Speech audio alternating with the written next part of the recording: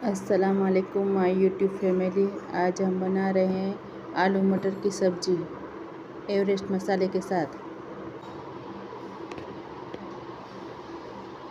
एक बर्तन में 1 बड़ा चम्मच तेल डालें, इसमें राई कड़ी पत्ता डालें, फिर एवरेस्ट की हींग, अदरक मिर्ची लहसुन का पेस्ट डालें, नमक स्वाद अनुसार, आधा चम्मच हल्दी पाउडर, 1 चम्मच धनिया पाउडर, आधा चम्मच जीरा पाउडर, एवरेस्ट का सब्जी मसाला डालें। फिर अच्छी तरह मिक्स करें। बॉयल आलू 2 बड़े बॉयल आलू डालें। फिर 250 ग्राम मटर डालें बॉयल। अच्छी तरह मिक्स करें।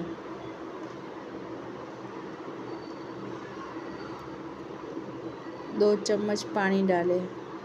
फिर अच्छी तरह मिक्स करें। फिर हरा धनिया डाल के ढक्कन लगा दें। देखो कितना बढ़िया बन गया आलू मटर की सब्ज़ी। सिंपल और आसान रेसिपी देखने के लिए हमारे मोतीवाला किचन को सब्सक्राइब करें, लाइक करें, शेयर करें।